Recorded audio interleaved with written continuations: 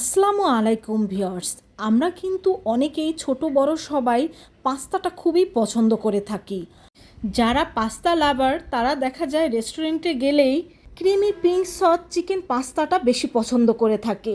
আর তাদের জন্যই আজকে আমি বাসায় তৈরি করে দেখাবো রেস্টুরেন্ট থেকেও বেশি স্বাদের creamy pink sauce chicken pasta. তো প্রথমে এখানে আমি 3টে টমেটো নিয়ে নিচ্ছি, আর এই টমেটোগুলো কিন্তু আমি সিদ্ধ করে নেব। তো টমেটো ভালোভাবে সিদ্ধ হয়ে গেলে এটাকে আমি পানি থেকে তুলে নেব এবং কিছুটা ঠান্ডা করে নেব। এটাকে ঠান্ডা করে নেওয়ার পর এর থেকে আমি খোসাটা ছাড়িয়ে নেব। তো খোসাটা ভালোভাবে ছাড়িয়ে এটাকে আমি ভালোভাবে ব্লেন্ড করে নেব। আপনারা চাইলে পাটাও বেটে নিতে পারেন, তবে এটা কিন্তু সম্পূর্ণ মিহি করে বেটে নিতে হবে বা ব্লেন্ড করে নিতে হবে। তো আমাদের খোসা ছাড়ানো হয়ে গিয়েছে, এখন এটাকে আমি ব্লেন্ড করে নেব। তো দেখতেই পাচ্ছেন এটাকে আমি ব্লেন্ড করে নিয়েছি। এখানে আমার 3 টেবিল চামচ পরিমাণ টমেটো পেস্ট হয়েছে।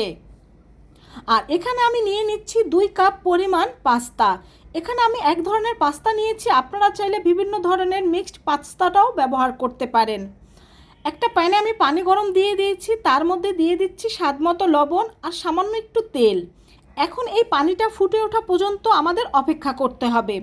পানিটা ফুটে উঠলেই এর মধ্যে আমি দিয়ে দেব পাস্তা, আর পাস্তাটা আমি ভালোভাবে সিদ্ধ করে নেব। আর পাস্তাটা সিদ্ধ করে এরটাকে নামিয়ে আমি পানি ঝরিয়ে নেব। তো আমাদের পাস্তাটা ভালোভাবে সিদ্ধ হয়ে গিয়েছে, এখন এটার পানি ঝরতে দিয়ে দেব। তো আরেকটা প্যানে এখানে আমি নিয়ে নিচ্ছি কিছুটা মাখন, আর দিয়ে দিচ্ছি এখানে 2 টেবিল চামচ পরিমাণ আটা। এখানে আমি আটাটা নিয়েছি, আপনারা চাইলে এখানে ময়দাটাও ব্যবহার করতে পারেন। এখন এই মাখনের সাথে এই আটাটা আমি ভালোভাবে ভেজে নেব। আর যখনই দেখবেন আটা আর মাখনের মধ্যে কিছুটা ফেনা ক্রিয়েট হচ্ছে, তখনই বুঝবেন যে এই আটাটা ভালোভাবে ভাজা হয়ে গিয়েছে। তো দেখতেই পাচ্ছেন এখন এটা ফেনা ক্রিয়েট হচ্ছে, তার মানে এটা ভাজা হয়ে গিয়েছে। এখন এর মধ্যে আমি দিয়ে দিচ্ছি ঠান্ডা লিকুইড দুধ। এখানে স্বাভাবিক দুধের চাইতে আপনারা ঠান্ডা লিকুইড দুধটা দেওয়ারই চেষ্টা করবেন, তা না হলে দেখা যাবে এটা তাড়াতাড়ি ঘন হয়ে যাবে আর ভালোভাবে ক্রিমটা তৈরি হবে না। এজন্য এখানে ঠান্ডা দুধটাই ব্যবহার করতে হবে।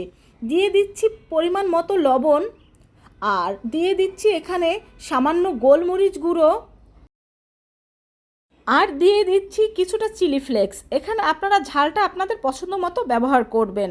তো দেখতেই পাচ্ছেন আমি হ্যান্ড উইক্স দিয়ে এটাকে নেড়ে চেড়ে রান্না করে নিচ্ছি। আপনারাও একটা হ্যান্ড উইক্সের মাধ্যমে এভাবে রান্না করে নেওয়ার চেষ্টা করবেন, কারণ এখানে যেহেতু আটা দেওয়া রয়েছে এটা দলা পেকে যেতে পারে। হ্যান্ড উইক্স দিয়ে করলে এটা আর দলা পেকে যাবে না। তো আমাদের ক্রিমটা কিন্তু তৈরি হয়ে গিয়েছে, এখন এটাকে আমি নামিয়ে নেব। চুলায় আরেকটি প্যান বসিয়ে তার মধ্যে দিয়ে দিচ্ছি ছোটো করে কেটে রাখা কিছু চিকেন, দিয়ে দিচ্ছি গোলমরিচ গুঁড়ো, 1 চিমটি পরিমাণে রসুন বাটা ও 1 চিমটি পরিমাণের আদা বাটা দিয়ে দেব। এখানে কিন্তু বেশি মশলা ব্যবহার করা যাবে না। দিয়ে দিচ্ছি স্বাদ মতো লবণ। এখন পরিমাণ মতো পানি দিয়ে এটাকে আমি ভালোভাবে সিদ্ধ করে নেব। আর যেহেতু এটা পাস্তায় আমরা ব্যবহার করব, বেশি মশলা একেবারে ব্যবহার করা যাবে না। দেখতেই পেয়েছেন আমি কতটুকু মশলা ব্যবহার করেছি। তো চিকেনটা সিদ্ধ হয়ে গিয়েছে, এটাকে আমি এখন নামিয়ে নেব। আবার এই প্যানের মধ্যে আমি দিয়ে দিলাম কিছুটা মাখন, আর দিয়ে দিচ্ছি 1 চা চামচ পরিমাণ রসুন কুচি। এখন এই মাখনের সাথে রসুন কুচিটা আমি ভালোভাবে ভেজে নেব। আর এখানে একটা জিনিস লক্ষ্য রাখবেন, বাটার দিয়ে করার এটা চেষ্টা করবেন। সাদা তেল দিয়ে করলে হবে, তবে রেস্টুরেন্টের মতো স্বাদ পেতে কিন্তু বাটারেই ব্যবহার করা ভালো। দিয়ে দিচ্ছি 1/2 চা চামচ অরিগ্যানো। এই অরিগ্যানোটাকে আমি ভেজে নেব। যখন এই অরিগ্যানোটা আপনারা ভেজে নেবেন দেখবেন সুন্দর একটা স্মেল আসছে। আর এখানে দিয়ে দিচ্ছি কিছুটা ক্যাপসিকাম কুচি। এখানে লাল সবুজ হলুদ কালারের আমি ক্যাপসিকাম নিয়ে নিয়েছি সামান্য পরিমাণের।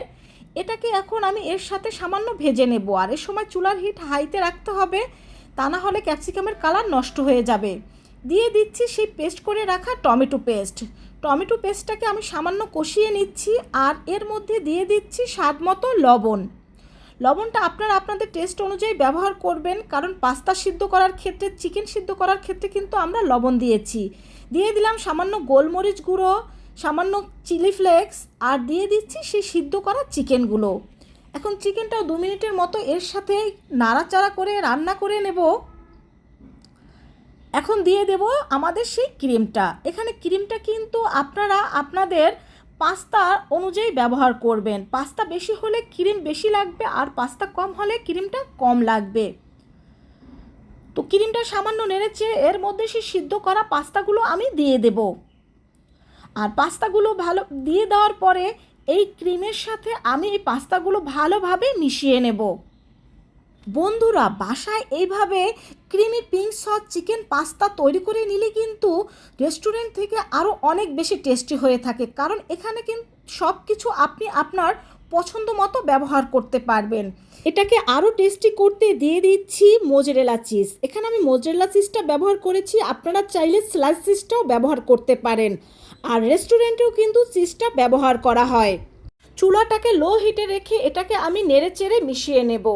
মাত্র 1 মিনিট নেড়েচেড়ে চুলার জালটাকে আমি বন্ধ করে দেব। এই 1 মিনিটের মধ্যেই কিন্তু চিজটা একেবারে গলে যাবে। তো এখন আমি জালটা বন্ধ করে দিয়েছি, আর দেখতেই পাচ্ছেন চিজগুলো কিন্তু একেবারে গলে গিয়েছে। পারফেক্টভাবে তৈরি হয়ে গেল আমাদের creamy pink sauce chicken pasta. তো পাস্তাটা আমি সার্ভ করে নিচ্ছি। যারা রেস্টুরেন্টে ক্রিমি পিঙ্ক সস এই পাস্তাটা খেয়েছে তারা জানে এর টেস্টটা কতটা অসাধারণ হয়। আর বাসায় স্বাস্থ্যকরভাবে তৈরি করতে পারলে তো কথাই নেই। আশা করি রেসিপিটি আপনাদের খুবই ভালো লেগেছে, আর ভালো লাগলে অবশ্যই বাসায় একবার এরকম ট্রাই করবেন। আর বাসায় তৈরি করা যে কোনো কিছু কিন্তু অনেকটা বেশি হেলদি হয়ে থাকে। আর তোমার বন্ধুদের সাথে শেয়ার করবে যেন তারাও এভাবে তৈরি করে খেতে পারে। সবাই ভালো থেকো। খোদা হাফেজ।